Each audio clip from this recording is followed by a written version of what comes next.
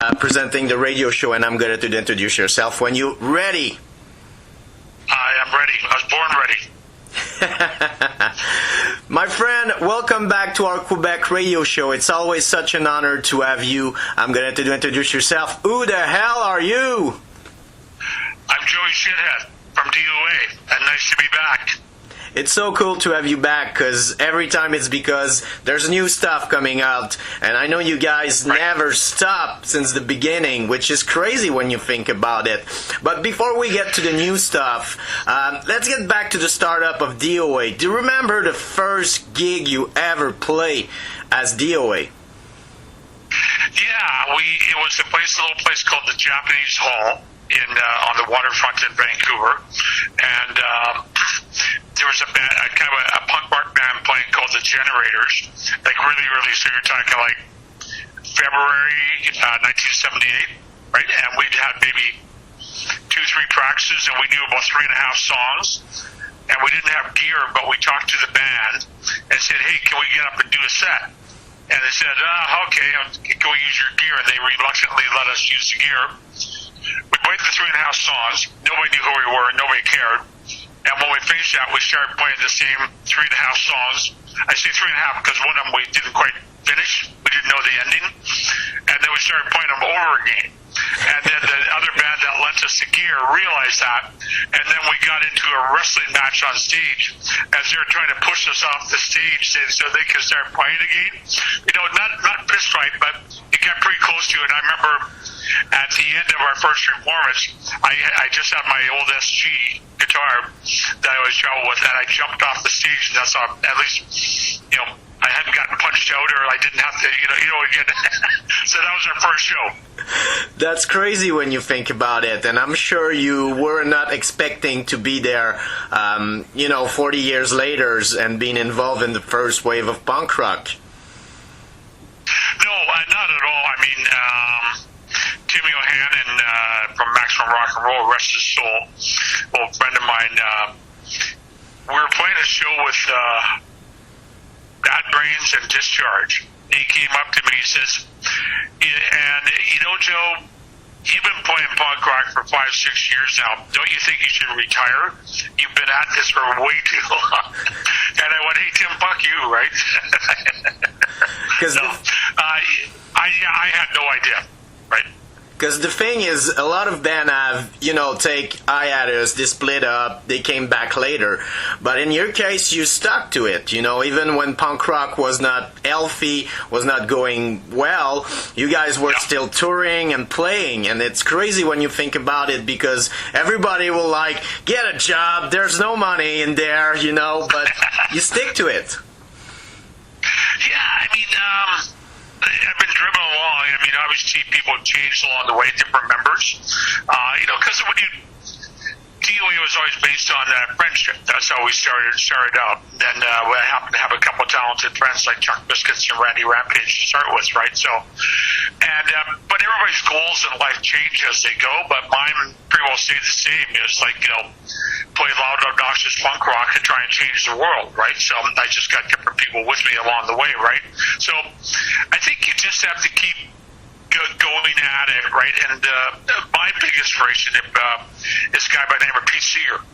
And that guy, he died 10 years ago at the age of 93, and he was a folk pioneer. He stood up to McCarthyism. He taught people how to play folk music when he was banned off the radio for being a communist or whatever, or thought to be a communist. And that guy just kept going, nothing stopped him. So I kind of go, well, if Pete Seeger can do it, I'm going to try and do at least a quarter of what Pete Seeger did. And it has influenced so many bands. Recently I spoke with The Livings. I don't know if you remember that band from Seattle. Duff McKagan from Guns N' Roses was the young Duff was in the band. And they did something 6-8 months, and they split up, but they never released the records. They went in studio, and now they're gonna release it. So I had a chance to spoke with 2 members, and they were mentioning, when we saw DOA, it blew our mind. We can do that. We can tour nonstop, and live on the road, and it's possible. So it's beautiful to see that the influence that you took from that guy, you put him in the punk scene where everybody was like, fuck, we want to do like DOA. Yeah, we kind of went everywhere first to to all these towns, right? And the thing with the Living record coming out is really cool, right? And that I don't know the other guys too well, but Duff is a great guy. And he's been really supportive. Like, he hasn't forgot where he came from. Became a big star, but you know what? He remembers all the early days, and that's a really cool thing because a lot of people don't. So yeah, it's great that people if you talk to Ian Mackay and Henry Rollins, we played at their high school when they were like 16 years old, and we drove up to this high school, and we were like all like 22, 23, and we looked at our manager, and I went like, we're playing a high school? What's wrong with you? Who booked this, right? But it ended up being like kind of one of the most influential shows in Washington, D.C. punk history, right? Because they kind of did the same thing, like, these guys are traveling around. They're touring. It's possible, right? So you had to be predetermined. Because it's easy, the amount of flat tires, blown engines, right? Policemen, border guards, promoters that won't pay you, people at the shows that throw stuff and try to hit your head in the head with bottles and stuff. You know what I mean? There's a lot of stuff you got to overcome along the way, right? And so if you can figure out a way to persevere, you can do it. And, at that time, in the 80s, the scene became really violent. The LA scene was pretty hard, and, we know more about that now, but back in the days when you guys, hit those scene, it was, surreal as a Canadian to see that, because we're maybe not that, that violent here when it comes to see a band. Or maybe in Vancouver it was too, but I never heard that it was that violent.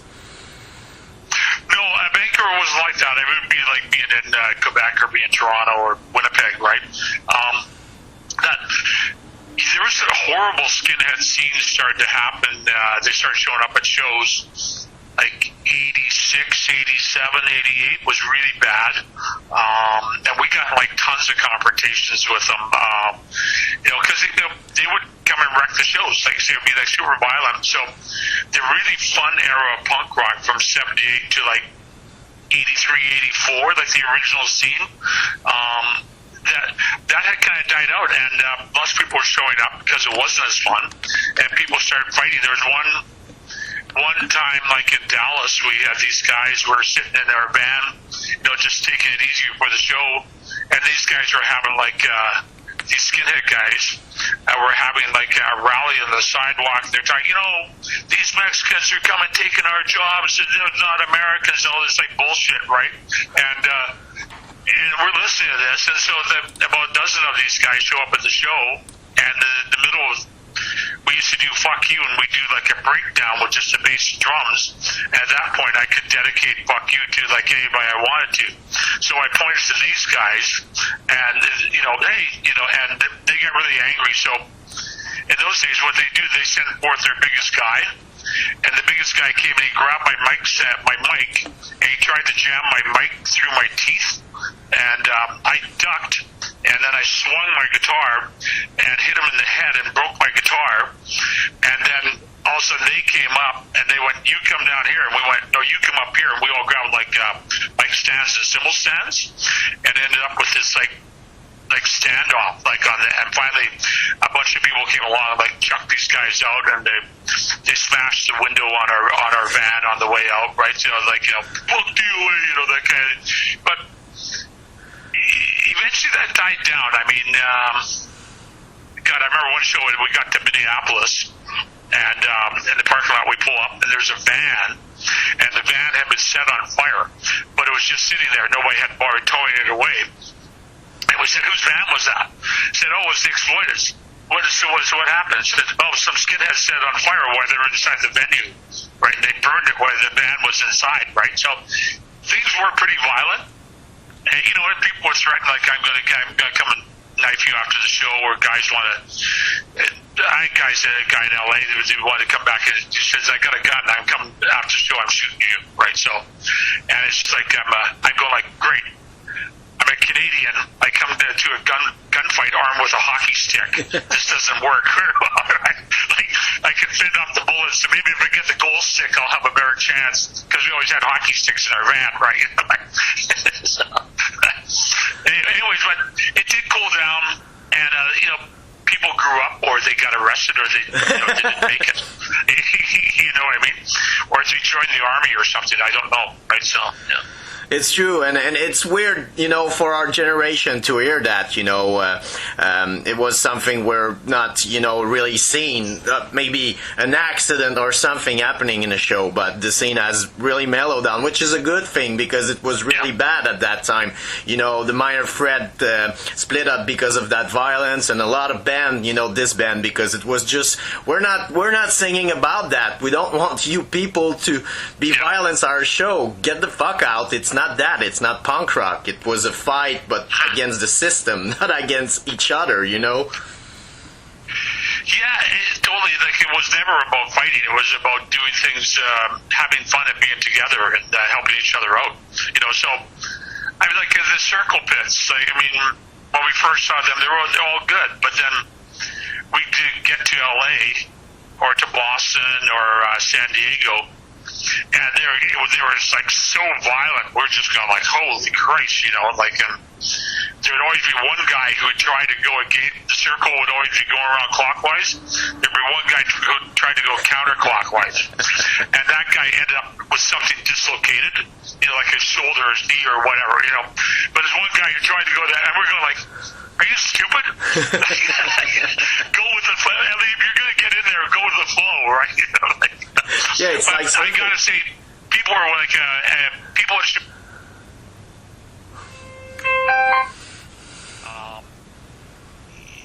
You just kind of see that maybe at some metal crossover shows where you have this really. We played with this one band in Belgium at a festival. They're called Broken Bones, and kind of not punk, but like kind of this crossover metal thing, and it was one of the most violent things I've seen since the 80s. People just flying, and like I say, people getting stuff dislocated, and that makes it like, wow, that sure looks like fun, Yeah. And people have to understand. Imagine like going to work and not knowing if somebody gonna try to stab you or you're gonna get hit by a mic. So Yeah. Yeah, it's like you gotta be.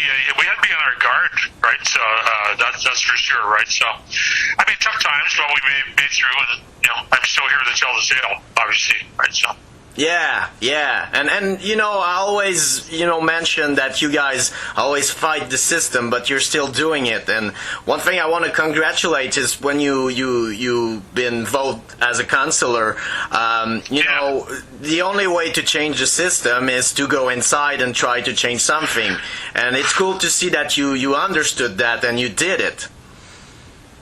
Yeah, it took a while. I ran a bunch of times, but people, some people say, oh, well, that's not like punk rock, you shouldn't be elected politics. But I always kind of said, I was like kind of a cultural politician and got into office. So I'm taking the same approach with politics, being a city councillor, as I do with punk rock. And you got to stick to your ideals and try and change things for the better. It's true, and in those times we see, what's wrong with the system. I think that pandemic has showed to people that maybe try to not see them that it's there. How we treat older people and put them in center that are. It's dope, and it's not a beautiful thing to see that we treat people that build that society like that, and our medical care in Quebec is a mess, it's the one that costs the most in Canada, and they cannot handle like 800 people hospitalized for the COVID, so it's a huge problem here. So yeah, we're in those times that we need new blood and new generation to change that, and if you want to do that, it's the best way like you did. But it takes time. It's not easy, but congratulations with that. It's a great challenge. Thank you. I worked pretty hard at it, and I finally I got elected, and I'm enjoying it. But, I still get time, and once COVID's over, I still got time to play some DOA shows, so it's a good thing. Yeah. That's more fun. That's more fun, right? So let's talk about the new stuff. There's a new video. You guys never stop. Right. And, my question is it more easy now, with the experience to create new songs, write new songs, or is it something that it's still hard to do? I'm a really experienced songwriter. I've probably written close to 300 songs or something like that. Some good, some bad, some indifferent, whatever, right? So it's easy to write songs. It's hard to write ones that are memorable, right? And also the other thing too, when you've been writing for a long time, I'll write something and then I'll go, oh, well, that's just like this other one I wrote, right? So, Nardwar did that to me one time. Hey, Joe, the new album is great, except you repeated this song. And I go, well, I changed the lyrics at least, right? The same tune, right? So it's kind of easy, but I kind of one of the things we got coming out later this year, like in August, is a reissue of Hardcore 81. Yes. With some bonus material and a big booklet inside. We're working on that now. Anyways, but I hadn't listened to it for a while, and I just kind of the one thing about that record and some of the early stuff, and this is, I think, is the hardest thing, is you can still do good albums, but it's really hard to capture that spontaneity that you had when you were 18, 20, 22, that kind of thing, right? So to me, that's the hard part. Writing is easy.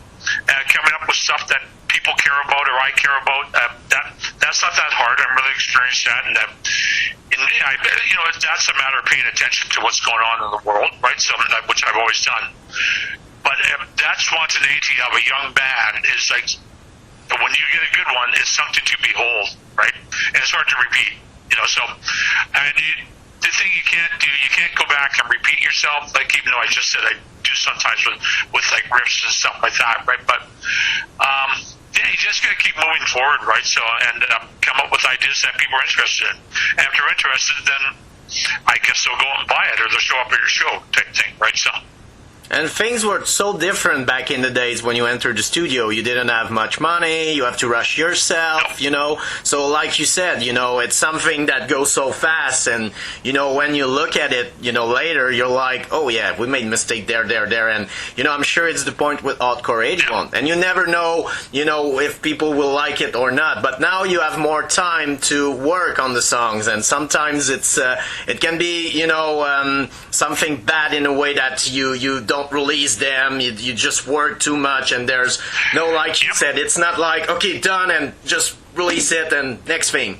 Well, that's a good point, because I think what happens is when people do records, and like you say, they're experienced, and it's cheaper to record now, with using Pro Tools and various stuff like that, modern technology. So when we did our last album, Treason, we said, okay, we got to do this quick, and I think we rehearsed 2-3 times, and we're in the studio for 2 days. We said, okay, let's do this quick, get good versions, but let's not work this to death, because when you work it to death, that's another way that you can lose the spontaneity of on a record, right? And so that's the thing I have a really hard time with, not all, but some new records where somebody's taken it and overproduced it, and they've used Pro Tools, so they quantized it, so the drums are like, wow. I've met very few drummers in my life that can drum that perfectly in time. I played with a couple, but it's usually not a natural circumstance, right? So you just tell when you listen to it, and what it does, and same thing with when you use auto-tune, or when you put too many guitars on things, you suck the life out of it, right? And that was the whole thing about say, for example, this is not the only good era of music, far from it, but the punk rock from 78 to 84, let's say, or 77, was just people just walked in the studio and didn't know what they're doing. And we're like, here's what we do. And the guys who were doing the recording going you guys don't know what you're doing. and the bands would go like, "Who cares? Just turn on the machine and we'll play." And you got some incredible records. I mean, if you listen to like some of the a couple of like early Black Flag songs, and they just like the drums are behind and they catch up, but it's just like it's got this weird thing that really just makes it work great, and you're like, wow, and you remember that record. It's hard to remember the record where everything's perfect. Yeah, it's true, and you have such a good point. I mean, a great example is Fière when they released the first records. Like, they used a console that was costing so much, and they didn't have a clue what they were doing. And you know, Lee told me like the guys behind the console, he was freaking out, man. It was mayhem. Like, you guys don't know how to do this, and like, but when you listen to that record, it sounds amazing. It's a great record. Yeah, they made a fabulous album, right? And so, yeah, and that's the thing. I just like, but you had enough people that behind the console that maybe at first would go like, okay, I don't really understand this kind of music. They're kind of coming from the Rolling Stones generation type thing, right? And but they went, okay, I'm going to get this down, and fortunately they did. And I think also the thing is that a lot of bands like from that era, you know, myself included, man, I wish we had done like the lineup with Chuck, Randy, and I and Dave. I wish we had done 4 albums, you know, stuck together that long. I mean, but you know what, we didn't. You know, we got our lineups, and you know, the lineup with Dimwood and Whippy, we did Warren 45. That's a really good record. So, you know, it is what it is. So, and you got the tracks that you got. So, you know, you can't have any regrets over it. Yeah, it's true. But one thing that I love about your generation, the first wave, is that there was so much originality in the scene. You know, when you take band like X, they didn't sound like the Ramones or anything else. You know, they got Ray Manzarek helping them. They got keyboard. The Germs didn't sound like anybody else, and I think it was just interesting. And now it's like when a band is going great, you got like 10,000 band like sounding the same, and you know. It's a choice, but you know, I think that there's so much, you know, it's so much similarity now in music than back in the days where everybody tried to do something completely different in their own way. Yeah, it's much more sense of being experimental, and I think that's the thing that's the reason what drew me in, and I'm sure you get the same thing out of a whole bunch of the early bands that people involved with. That was like that they heard punk rock, and there was always new wave bands or experimental bands or weird artists, sometimes reggae bands on the shows. But what it was like it was a freedom of expression that wasn't there in that kind of element in rock and roll had died. By 75, it was dead. I mean, the records were overproduced, the rock records. Disco was becoming big. And so you had this kind of just terrible mainstream music scene, and punk rock was a response to it, right? You know, and they just like, it was just like, it was a spontaneity, and people just didn't care what they would scream, and they would yell, and somebody would say, yeah, you're out of tune, and you go, I don't care, you know? It's like, you know, and a lot of times when people said they were out of tune, you know, some notes, but if you listen to the Rolling Stones, Mick Jagger sings out of tune all the time. Does it stop him being from a fucking great vocalist? No, because he's delivering with emotion, and that's the whole kind of thing. You're feeling it from your heart, from the soul. That's what you get, and you get the anger. The anger got onto the vinyl. It's true. I think people, you know, the people that see the arena show were, you know, they didn't know that it was seeing a lot of band, you know, lip sync. Like, I heard Kiss did it, Madonna did it, you know, because, you know, at that point you cannot sound perfect, and they're trying to put the perfect show, which is not music. Music isn't perfect, and that's the good thing about it. Musician making mistakes, and like you said, you know, when I went to see DOA, I want to see human being, and human being make mistakes. Yeah, I mean, I like one of my favorite guitar players, Jimi Hendrix, and he just like when you see some live stuff, and he'll hit like a couple bum notes, And when he hits a couple bum notes, he knows he's hit the bad notes, and all of a sudden he goes crazy to make up for it. It's just like, it's like he went, oh man, I screwed up. I better do something better than I planned, and then he just goes completely off the hook. So I mean, it's just like, yeah, you got to take the good with the bad, because the good can be pretty good, pretty damn good. Damn right. Rather than being perfect. Yeah, the whole lipstick thing, or like. A friend of mine I work with, who was the guy? I gotta think. Sorry, it's a modern pop guy. He's really big. Anyways, you want to see? It was a packed show at the hockey arena where the Canucks play out here, right? 20,000 people. The guy's name will come to me in a second. And he said his wife got free tickets, so they went. And he said it was the most boring thing he ever saw. Like, it was just him on the stage. I wish I could remember the guy's name. Like a white guy, kind of hip-hop, and, okay, I should have started the story without this, right? Anyways, but it was like, there was nothing. There was no band. Everything was like backing tracks. And him walking around the stage singing. Or like, kind of doing his hip-hop thing, right?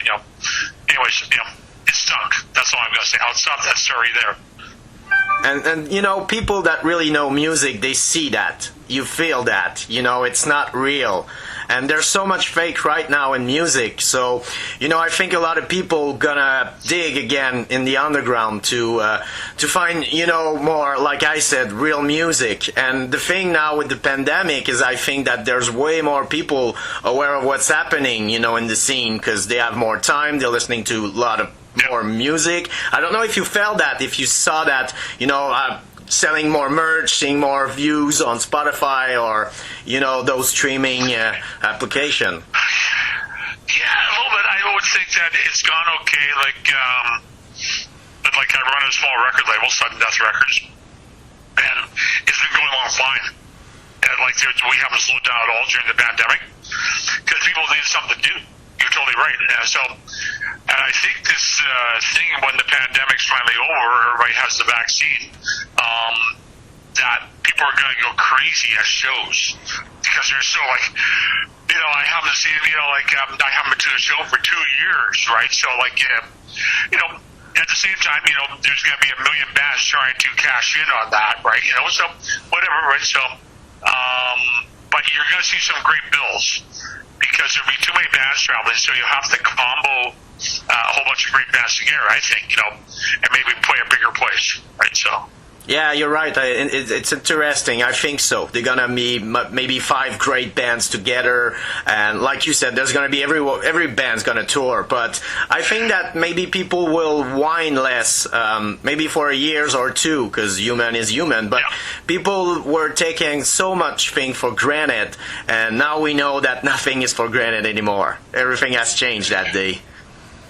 Yeah, you better enjoy stuff while you can, because you never know when another one of these things comes along, right? So, unfortunately, I just think on this topic, I sure hope that our federal and provincial governments ramp up vaccine production, because we used to make vaccines in Canada, and now we don't. That's why we got stuck at the end of the line. So okay, I don't care if the governments are right or left wing or whatever the heck they are, but they should concentrate. Okay. We can't have the European Union going well, we don't know if we can give you any this week. It's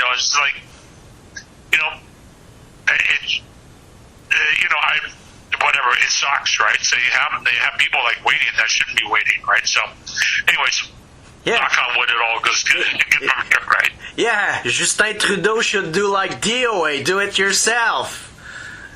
Exactly. I wish he'd take a few cues from me. I give him my number if you want. He can call me anytime, right? I'm sure listening to the show. I'm sure he's a punk rock fan. But, But, at the end, what is matter is what we learn from that, And I hope that, people and the politicians will learn that, it cannot continue that way. We have to change not the whole system, but the base of the system. There's so many, laws that, we could skip, and there's there's so many, the machine is big and we have to make it maybe smaller, like restaurants. Smaller restaurant is easy to work with because it's, small menus, small, so I think we get to get that system more smaller and, realize that, it's not like politicians that doesn't have to be everywhere. Private institutions should take care of the road, maybe of the medical system or something like that. There's so many solutions, and we're there. We now need solutions. Yeah, like you said, what is it, like you mentioned earlier, the COVID has really exposed our treatment of the old, which has been really sad. The other thing too is one for it is like people of color and lack of opportunity. And so I think those are two big takeaways that we should have in this country, that will put us in a better spot. And if something like this happens again, then we're going to be in better shape and people won't suffer like they have this time. Right? So. It's true. So I hope people understand that. And Joey, you've always been generous. What's the best way to directly encourage DOA right now? People, if you have the money, go buy stuff, merch, shirt, anything. Yeah, if you, we just announced today, we haven't done one of these yet. We're doing a virtual show on, it'll be on April 30th to May 2nd. So tickets just went on early, like advanced tickets went on sale this morning. So go to the rickshawtheater.com or go to suddendeath.com and then you can see there. So so within the show, we're gonna put the songs, which everybody does, right? But I'm gonna do like a really extensive question and answer thing with whatever people send in, and I'm gonna drag down to the theater a whole bunch of my collection of punk rock artifacts, and bring down and show up and explain. No, this came from this. We did this show, like kind of. So it's kind of like a different element. It isn't just like three guys standing there playing their guitars, right? So, because DOA songs are so short anyways, like how long can the show be, right? Before people get bored. That's we announced that this morning. People should check out the new video. It was DOA. It's ode to inspiration from Stompin' Tom Connors, a great Canadian, one of my favorites. And we're working on later on this year. So I mentioned we have the 40th anniversary Hardcore 81. So there's a special reissue coming out with a big extensive booklet inside each LP. And then when we tour, we'll be playing that album from front to back. So we're going to do everything. So it's the Hardcore 40-year anniversary. 40 years later, right? So, so we'll be doing that for from August or September this year till we get over to Europe next year, right? So. That's great news, seriously. And I like the idea of, playing a full album. As a fans, I love that. Because there's songs that I'm sure you guys don't play anymore. Maybe you never play, and it's a good way to see them. Because, I'm that guy liking the song that the band fucking hate. Okay,